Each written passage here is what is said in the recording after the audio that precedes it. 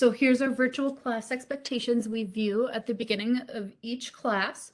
So just one little quick reminder on these is to make sure that while Miss G is speaking, that you either raise your hand if you have a question or write in the chat or wait until she's done talking so that pretty much you're just not talking over me. That's my only kind of one concern right now, but just wanted to put that out there as a general reminder. So we will move on to the icebreaker question here for the day. And yes, he did stop playing hockey. Thank you. I appreciate that. Let's see here. Okay, so our icebreaker question for today is who's your favorite sidekick? And if you want to give me a brief little explanation, go ahead. But you can write that in the chat. I included some popular ones, and I'd probably say if I had to pick a favorite, mine would be Chewie to Han Solo or Bingo with Bluey. I love Bluey, as does Lacey, so I thought those were some pretty cool sidekicks. And I know Donkey is pretty popular. He really steals the show quite a bit in Shrek. So in the chat, write your favorite sidekick, and if you want to tell me why, feel free to do so. Ooh, okay, we got quite a few responses coming through here. So I see JC, you put Bluey, but Bluey isn't the sidekick. Wouldn't it be like Bingo or his parents or something? Donkey, another donkey. Whoa, lots of donkeys. Scooby. Yep, we could put that to Shaggy and the rest of the mystery gang. Another donkey. Oh, you were just saying that Bluey's good. Okay. Donkey. No competition. Yeah. I felt a little guilty putting Piglet there, but not including like Eeyore or Tigger because I feel like those two are very popular too. But Donkey is hilarious. He does steal the show quite a bit. So I think our class consensus one is Donkey because Donkey is pretty funny. Sweet. Well, if you haven't put anything in the chat yet, feel free to do so. Otherwise, I will move on to our agenda for the day. So we just completed the icebreaker question.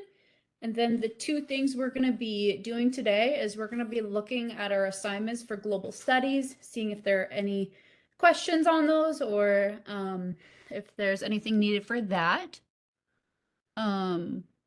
And then after that, we're going to be doing an Edpuzzle together. It's a quick little crash course for kids on habitats.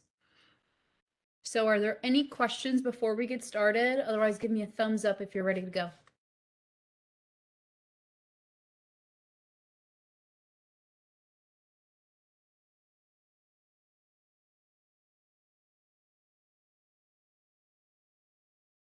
Sweet. Looks like we're all set. Okay, so this week we have 3 different assignments that we're doing independently. So the first assignment is you're going to be looking at renewable versus non-renewable resources. So what you're going to be doing first is reading pages 50 to 51 of your textbook, and then you're going to be completing this assignment right here on Google Slides. What you're going to be doing is, so you read the instructions right here, and it says, read the textbook pages, and then there are going to be 10 different pictures right here on the side where you either drag or use the arrow keys to move these images. And then make sure you notice too, there's some on the bottom here, whether they're renewable or non-renewable resources. So like, for example, we know that gas is a non-renewable resource, so you'd put gas there. And water is renewable. So that's the first assignment for the week. Does anybody have any questions on those? And then Caleb, I see you wrote in the chat, I had trouble with nuclear. So what did other people put who have done it so far? Or what do we think this could potentially be? Because we can go to the textbook too and check. Because I'm sure if you have a question, other people would have questions too. So Asher, you put non-renewable. Oh, you did figure it out though. Okay, cool. Yes, it is non-renewable. That is correct.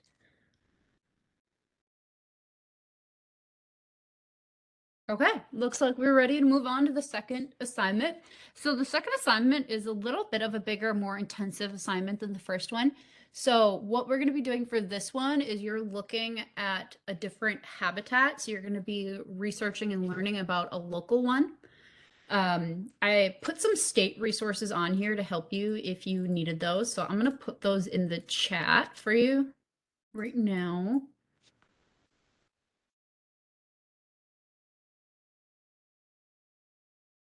And then I'll show you the links too here in just a second.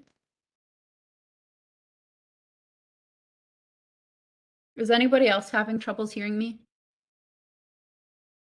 No?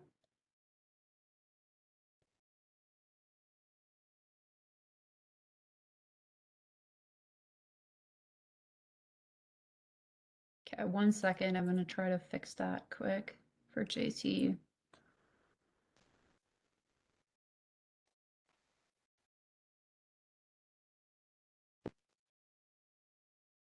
So I have 2 of the 3 links up, and then I'm going to put the third one in there quick.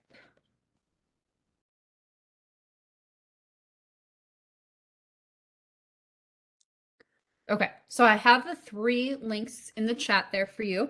So what you're going to be doing is using those different websites and ones that you find on your own is you're going to be looking into a local state environmental website or nonprofit organization and then researching a specific local habitat preservation effort.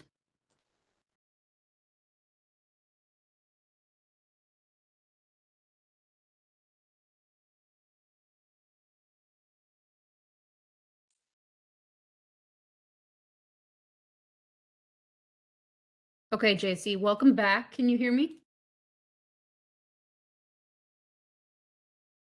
Cool. Thank you. Okay, so here's what the general assignment looks like. And then there's 2 different pages for directions. So I also put national organizations too down here. So I just sent you some local conservation efforts, but I also included national ones too there. So the first step within this project is looking into seeing which source you want to use and what environmental issue you want to talk about. Oh no, I'm sorry that there was a deer on there that was no longer living. That's pretty sad. Um, yeah, that can be a big issue. Oh. So after you figure out like which organization and what source you want to use and what topic you want to research about, then you're going to identify the specific project that they're working on. Make sure too that when you pick the specific project that you underline which of the projects you're choosing to study and look into. And then each step of the way too, there's a different slide for you to answer the question. So it's all laid out pretty well here for you.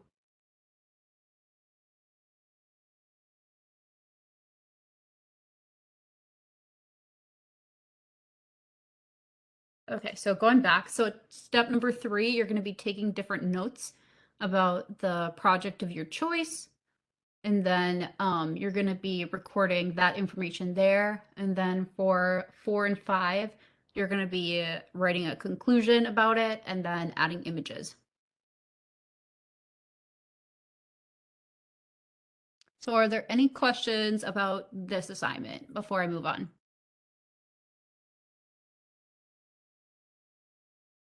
And if you're good, just give me a thumbs up.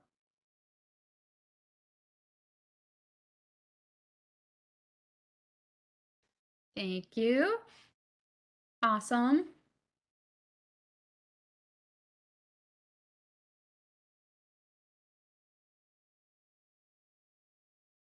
Okay, so the third and final independent assignment here is pretty much just reporting back about your habitat and telling me information about like why you chose it, why you thought it was important, and what you learned from it.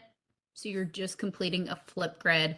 And then make sure when you're doing the Flipgrid too, you read the different prompts and then look at the example that I provided so you know how to format each of your responses. So here's how you would do one of the questions. So for question 1, I researched about wild rice harvesting in Minnesota. The topic is important today because it shows us how the Ojibwe are keeping their traditions alive while adapting to environmental challenges.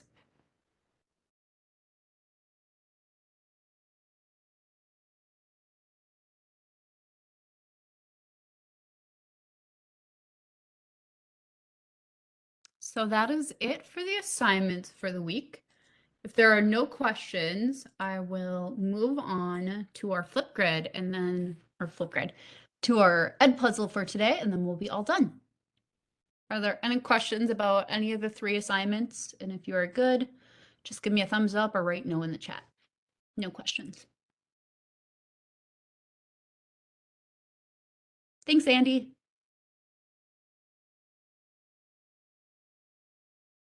Awesome. Thank you, Asher. Martika. Okay, so I'm gonna go and open the Edpuzzle for us here.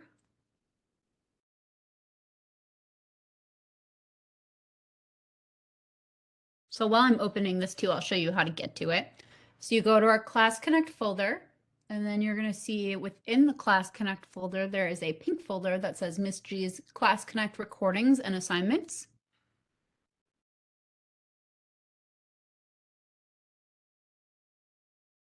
And then you're going to go down to Tuesday, October 11th. It's not published, but I'm going to publish it right now. So it'll be there once you're trying to get there. And then you'll go to the Tuesday, October 11th recording and assignment. And then you're going to see an Edpuzzle that says Home Sweet Habitat Crash Course Kids 21.1.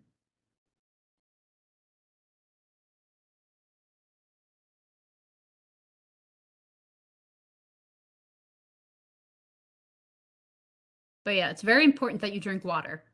I'm just going to put that out there for everyone.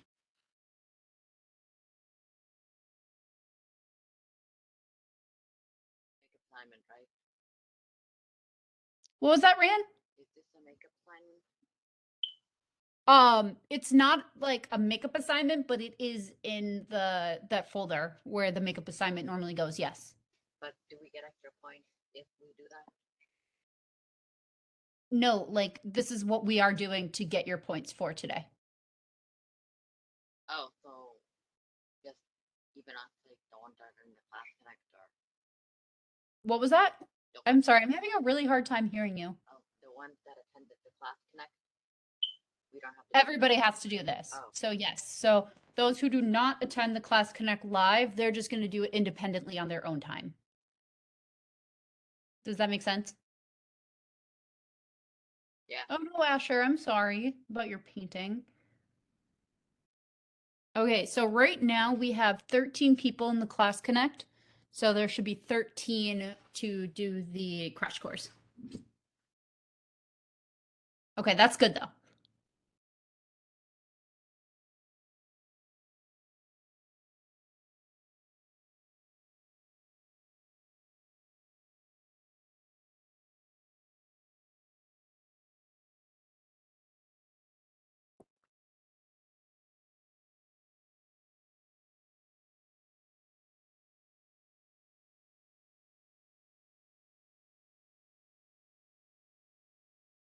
Is that all or What, Ryan? is the Class Connect done?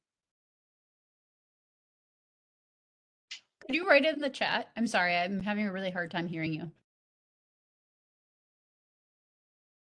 But yes, food is delicious, and it does seem we are all very much obsessed with food.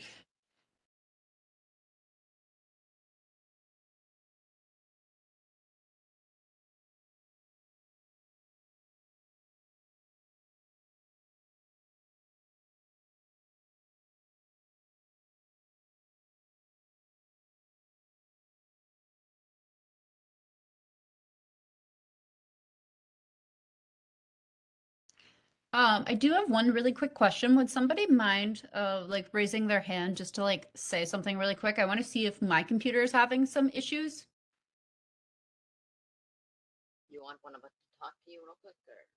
Yes, so I've heard you, and I want to see if I can hear another student talk to see if it's something wrong with my computer and I need to get it checked out, or if it's just on your end. Okay. So JC, do you want to just say like hi or something quick? Hi. Huh, you're kind of quiet too. Okay, maybe it is my computer. And I have it like turned up all the way too, so maybe it's one of my settings for WebEx. Better? Yeah, I can hear you a little better now. Yes. My volume was a little bit quiet, sorry. Okay, sounds good. And then I'll lower your hand, JC. Thank you. Um, so it looks like we're still waiting on like 4 students right now. So I'll give you like another minute to get in. Otherwise, we probably should get started soon. Wait, I don't see the link. You don't see what? The link. So I showed you how to get there. So you go to the Alright. Class Connect folder, Mm-hmm. and then you go down to October 11th. Once you get into the recordings and assignments. Let me just go to Class Live recording and assignments, October 11, Home, Habitat, okay, Yep. So the title is Home Sweet Habitat Crash Course Kids 21.1. okay, wait, my screen's still wait a bit, am I in now? Yes, you are in now. You're good. Okay.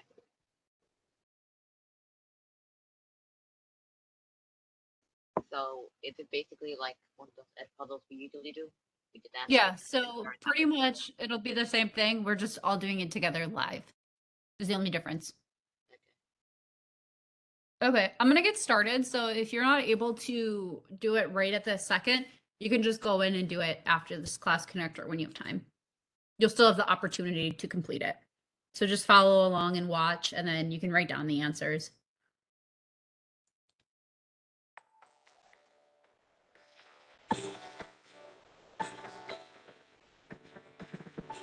Kind of hard to hear this a bit. It's kind of buzzing a bit.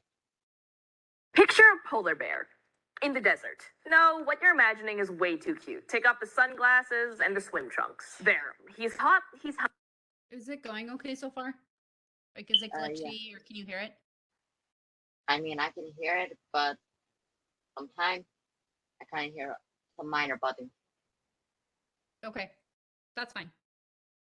Hungry, he's downright miserable. Why is he such a grumpy bear? Well, it's because he's not where he belongs. There aren't any tasty seals to eat, no cold water to enjoy, and no snow to sleep in. The desert isn't his habitat. You know that a habitat is the area where something lives. Okay, so what is the name for the area where something lives? And we can see it right up here. So is it population, habitat, adaptation, or predator? Yep. Teacher, James and Caleb, do you want to try restarting it? teacher, I really can't see the chat. What's Got a up? blank bit. The chat, I really can't see it. I'm gonna try something real quick. Okay. So again, too, if you're having any issues with it specifically, just follow along for now, write down the answers, and then do it independently on your own time too. Okay, cool. Thank you, Caleb. Restarting worked. Okay. Do you want to try restarting if you're having any issues? 1 second then. I'm currently using another window. Okay. So for this one, if you have not answered it yet, it is habitat. And then wait, you're also, it says you're waiting in the lobby again. teacher, I'm gonna get out of this window real quick. So can you like admit me real quick? I'm gonna get out of this window real quick.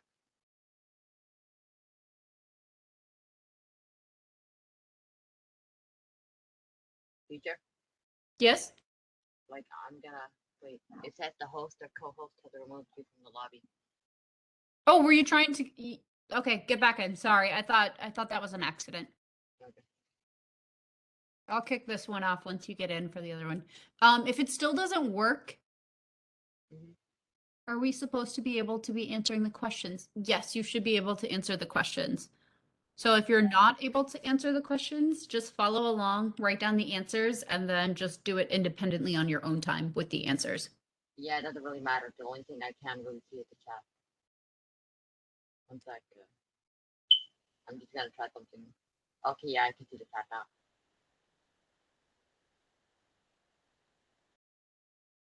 Okay, so I'm gonna move on.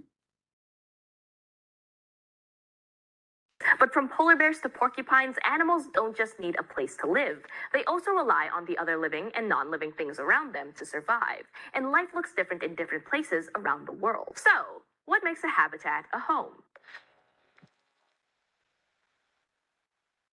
Well, what do you need? I need sandwiches, pancakes, carrots, maybe some nice peaches. So I need food. And I need water. I need a place to live. And I need a place to film crash course videos. You could say this is my habitat. Animals need these things too: food, water, shelter, and space to live. Okay, so what needs are met by an organism's habitat? Check all that apply. So we can see up here we have food, water, shelter, and space. So out of all these questions, answers, you should be clicking on everything but internet access. They don't need internet access. But we do, right? Well, I mean, technically, I guess to do school, yes, but you don't need it to survive and to live. Call 911. So you want to click shelter, space to live, water, and food. And then, like I said, if it's not going well for you right now, just write down these answers and then you can just do it later. And I'm sorry that we're having some tech issues.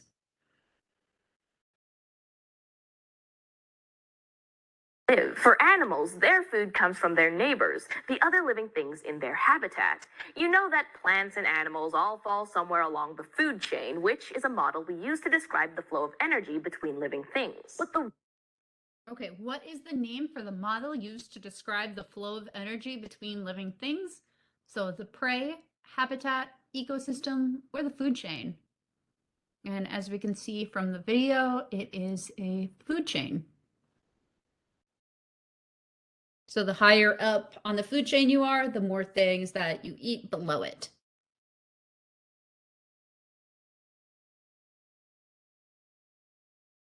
Wait. Where are we humans in the food chain though? Like, are we above fishes and Yes, humans would be at the top. But the real world is made up of lots and lots of so technically we're food apex. chains. What? So does it mean we're technically apex, or like what about the bears and lions? Yes, they would be at the top of the food chain too. Okay. And those chains can get kind of messy. I mean, look at our polar bear. Sure, his favorite food is seal, but in a pinch, he'll eat walrus, dead whales, birds' eggs, and if he has absolutely no other choice, plants. The polar bear is at the top of multiple food chains, and that's not unusual. Most animals don't just eat one thing, and neither do I. Okay, true or false? Most animals eat more than one type of organism. That would be true. That would be like saying too that as humans, we only eat vegetables, and we know that is false, and we eat other types of foods too. We eat vegetables, fruits, meats, grains. I'll just go in and manually fix that for you, Josie.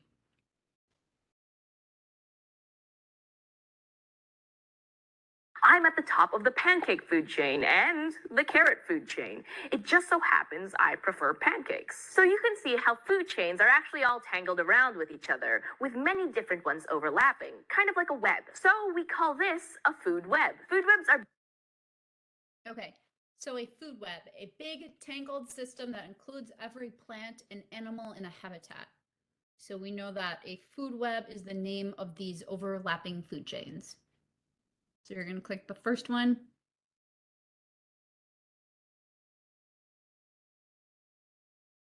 Teacher? It'd be really difficult to survive with just vegetables.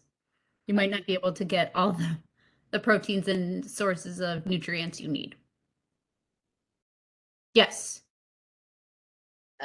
So I think I'm starting to understand. At first, I was a little bit confused Okay. about like when we were talking about animals, but I think it makes sense now because we're not only just talking about the civilized places.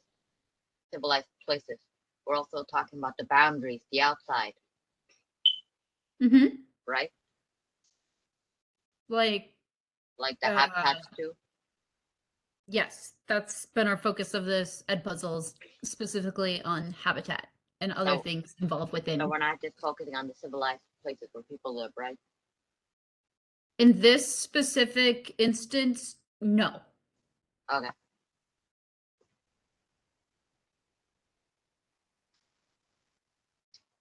Food webs are big tangled systems that include every plant and animal in a habitat. And as you might guess, all food webs are different. Let's compare two different habitats to see how the food webs play out. First, we'll go back to our old stomping ground, the forest. Let's begin with, you know this, people, the plants. Trees, grass, and other plants that change energy from the sun into sugar. But then you have some animals that eat other animals. This is where things get a little more complicated. Today, an owl makes a mouse his lunch, but tomorrow, it may be a rabbit. Today, a snake snacks on a squirrel, but a few days later, our owl friend might make a meal of another meat eater, like the snake. Finally, the decomposers, insects, fungi, and bacteria are breaking down whatever's left over, from uneaten rotten fruit to leftover animal carcasses. As they break down matter, they provide more nutrients for the plants. It's a bit of a different story up in the Arctic. I mean, look at all that ice. I know what you're thinking. Where are the plants? How do we have a food web without plants? Zoom in on the seawater. Zoom way in. Further, further, stop. Can you see those tiny plants? They're called phytoplankton. Okay, all food chains begin with producers or plants. Where are the plants in the Arctic food webs? There are no plants in the Arctic food web, or they are in the ocean water that they are tiny plants called phytoplankton. Yes, plankton. Oh So right, I forgot. would be the second one? I forgot about plankton. Mm-hmm. I forgot that they're small, those small microscopic animals, and Yep. they live around they live around the ocean. But since they really can't move, sometimes they need the waves to move. And basically, teacher, can I just tell you just my small hypothesis real quick? Sure. Okay. Basically, I think that let's say there's no carnivores, right? No predators, right? Okay. Would it be possible, like, if all like then more grass eaters, then more herbivores would populate around the area, and then after all, then they'll eat basically so much. You know what I mean? There won't be enough left. So the carnivores kind of help balance sometimes. Yeah. Okay. No, that makes sense. I understand that. I get what you're saying. But we're gonna move on though, because we have to keep going since we are running over a little bit here. Okay. And just like plants thank you on for sharing land, that. they convert energy from the sun. Really? Oh, where do the tiny plants in the ocean called phytoplankton get their energy? They convert solar energy from the sun into chemical energy they can use, or they eat dead plants and animals. And I will rewatch that because I was still kind of talking. Just like plants on land, they convert energy from the sun. Really small. So which one is it? If you need to hear it one more time, I can play it again. Just like plants on land, they convert energy from the sun. Really small. So they convert solar energy from the sun into chemical energy they can use.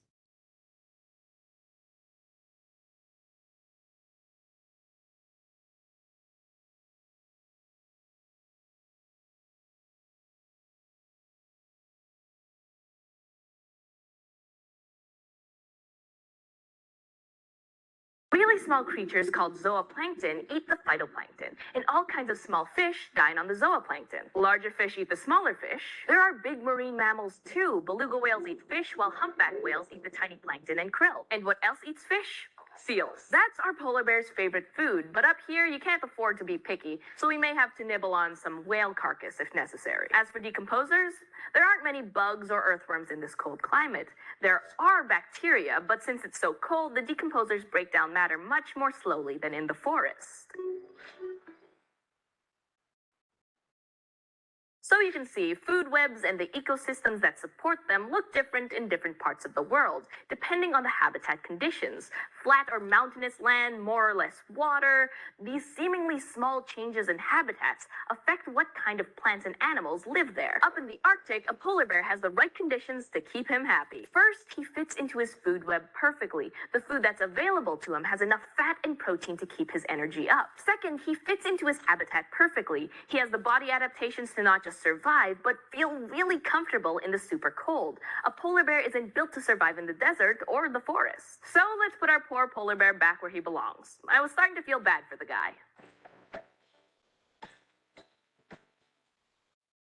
Okay, so which organism in this food web eats only other consumers? So is it a frog, a deer, a rabbit, or a mouse? So let's take a look here. It looks like, so the rabbit, we'll start at the beginning here. So the frog is eaten Frog, by frog. a No, hawk, they eat flies. It has to be. but it would have to be another organism, not like a bug.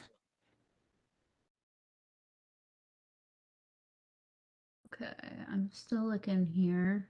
So the let's see, mouse is eaten by a snake and it eats grass and it's eaten by a hawk. So it wouldn't be the mouse.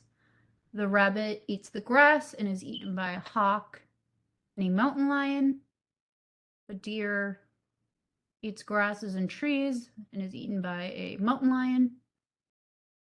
Frog. Yes, so frog, it would be frog because they're eating crickets.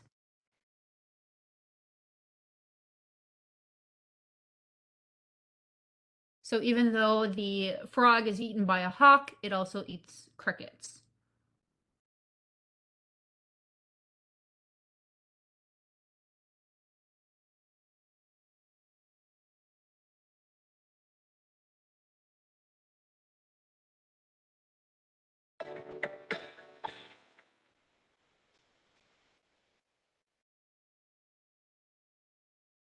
Okay, so the last question before you go here today is write one thing you learned or found interesting after watching the video.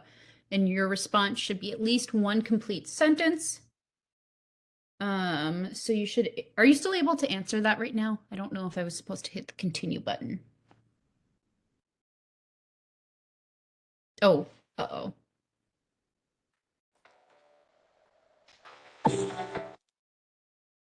Can you do it now?